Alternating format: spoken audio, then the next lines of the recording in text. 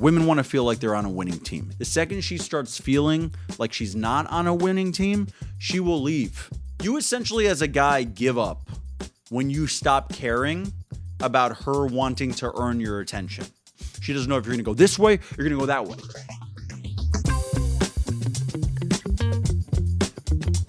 Ladies and gentlemen, welcome to another episode of Something Something with Eric Newman. Today we will discuss giving women attention. I think guys try very hard to figure out how much attention is good. A lot of times we overshoot, and there's a lot of reasons why giving a woman too much attention, especially early on, is a bad move. We've seen these videos all over the internet. I'm not saying anything new here. Too much attention is bad. And here's my sports analogy, because we're getting to playoff time.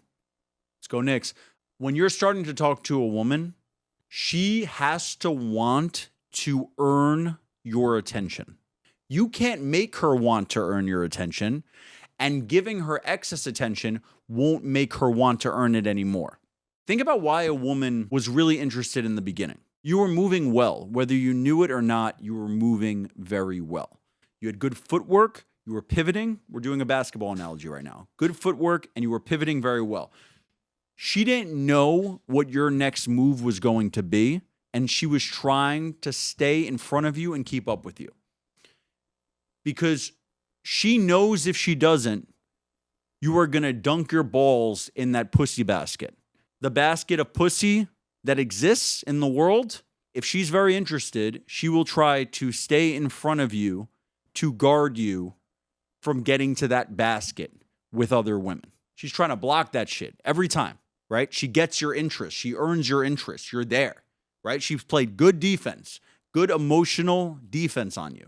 But what happens is guys just then drop the basketball.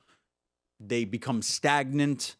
They don't do anything. They don't move anymore. Now you still got to move, guys. You still have to move. You have to always be moving as a man, especially in the early developmental period of the possible romance. You have to keep her guessing. She doesn't know if you're going to go this way or you're going to go that way. Okay? A few crossovers do not hurt. All right? She thinks you're going this way. You cross her up that way. That's what keeps women wanting your attention in the early stages. When guys stop caring about keeping her guessing, they're essentially throwing in the towel. They're calling game. You essentially, as a guy, give up when you stop caring about her wanting to earn your attention. It starts from you wanting her to earn your attention. And caring doesn't mean that you're texting her all day or you're showing up at her job or you're sitting. Dude, a buddy told me one time, like after 2 dates, he went to a girl's job and sat there and waited for her to finish out the day. I was like, dude, this girl thinks you're a loser. And this guy was not a loser. He had a lot of stuff going on. But she doesn't know that.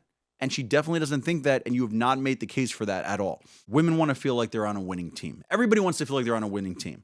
But when you're pursuing a woman, the second she starts feeling like she's not on a winning team, she will leave. She will demand a trade. She's gone. Okay? We discussed a little bit of this in one of the early episodes of this podcast, the texting game, where I say there is no game, but there's bad game. There's bad texting game. Purposely not texting a girl back for 2 days is just dumb. It's just there's nothing good that comes out of that. If she likes you, you're just making her anxious for no reason. There's no worse game than when someone can tell you're playing game. That's the definition of bad game, when people can tell you're playing it. Our dicks get us in trouble because a lot of times, like when I would talk to girls in the past, I would naturally feel like, okay, we hit a high note. This was a very pleasant, nice interaction. You just feel it. She said something funny. I said something funny. She said something funny. I said something funny. And she hearts it. And you go, I think that's it. But then your dick goes, I think we could close the deal tonight. And it forces you to keep going further. When a conversation has landed in a nice, conclusive spot, just go, okay, now I'm going to go do laundry, or now I'm going to go make coffee, or take care of an errand, or do a million other things that I have to do in my life. But your dick goes, you're not going anywhere. No.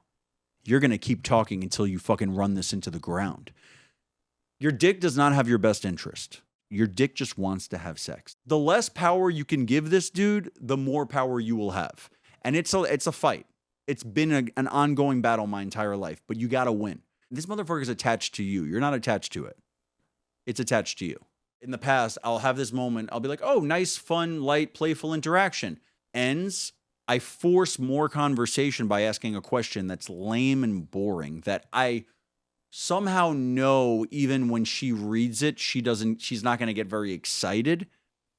And then I get pissed because I could see that she doesn't respond with as much enthusiasm, or it's not like that good of a response. And then I go, fuck, I had it a second ago.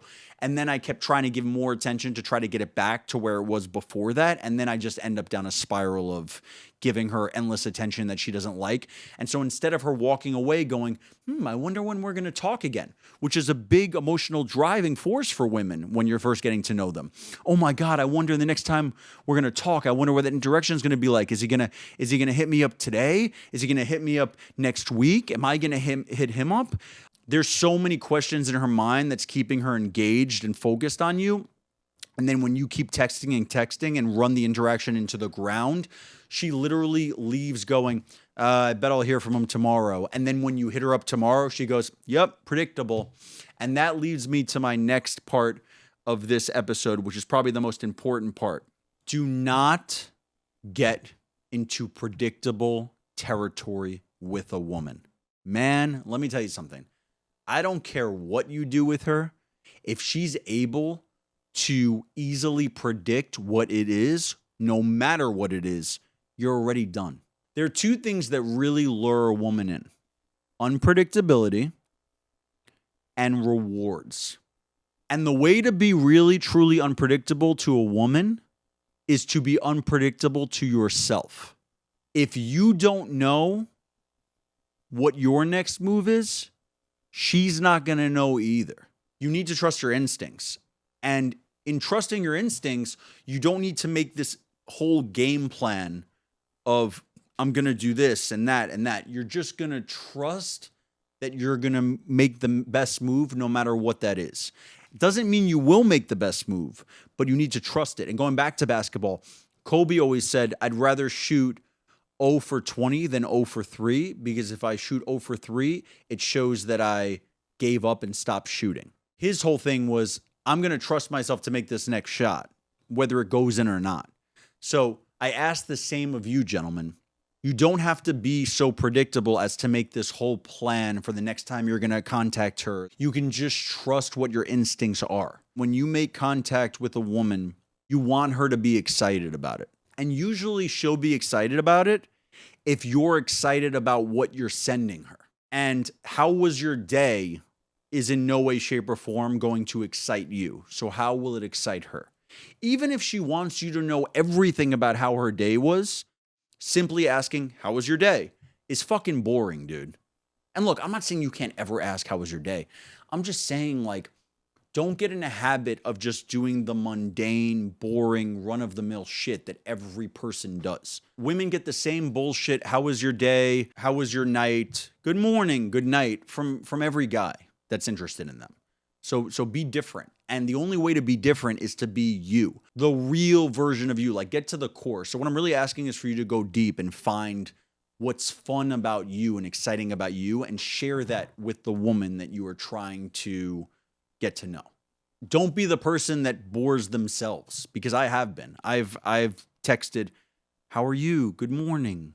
Like, how are you? It's like, come on, dude. What woman wants to fuck a guy who's saying, how are you? You know what?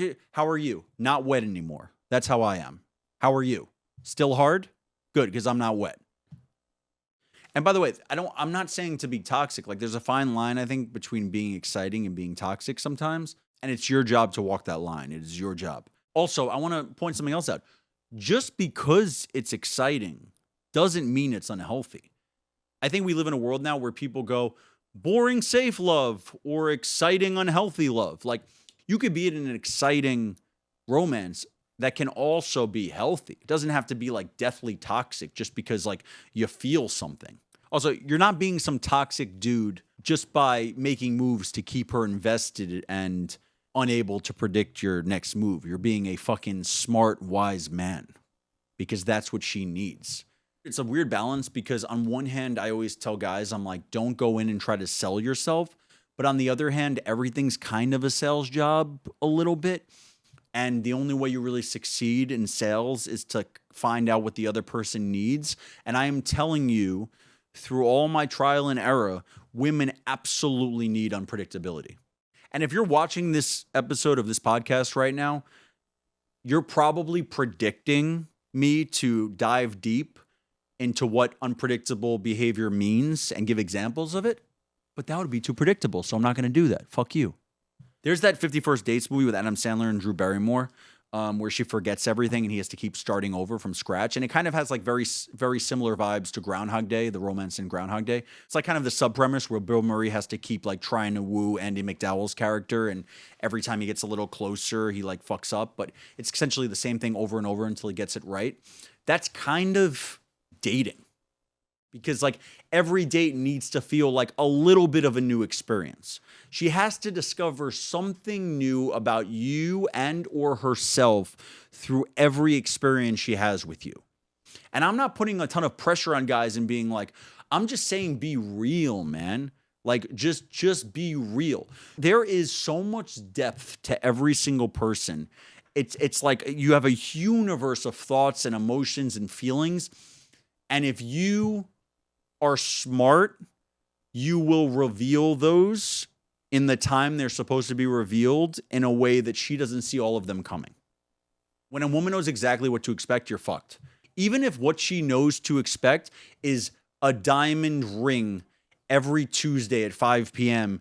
and roses at her doorstep every Thursday at 5 p.m. and a private plane picking her up every Saturday night, if that happens on a weekly basis all the time at the exact same time, by the 9th week, she'll be like, I don't even care about diamonds and roses and private planes anymore. Because no matter what level your predictability comes in, it's still predictability at the end of the day. By the 12th Saturday, she'll be bored and unimpressed by your private plane because it always comes at the same time all the time. That gets boring to women. It gets stale. It doesn't matter what it is. You have to change shit up, man. The crossover. Oh, you thought the private plane was coming for you on Saturday, every Saturday night? Boom, Friday this week. Oh, you thought it was coming every Saturday night? I'm not going to send you a private plane for a month. Boom. Oh my God, where'd my private plane go? I thought they were coming every... You got to change shit up with women. Oh, you think I'm about to come on your tits? Oh, turn you around on your back. Boom, there you go. You gave it to her on her tits so many days in a row, you would be an idiot not to turn her around this time. You'd be a fucking moron. But I said unpredictability and rewards. Those are the two driving forces. And they work hand in hand because when you're not giving her predictable attention, when you do give her attention that's unpredictable, she feels rewarded by it. And that's what I meant in the beginning when I said that women need to want attention from you. Attention doesn't mean shit unless she's waiting for it and wants it and desires it.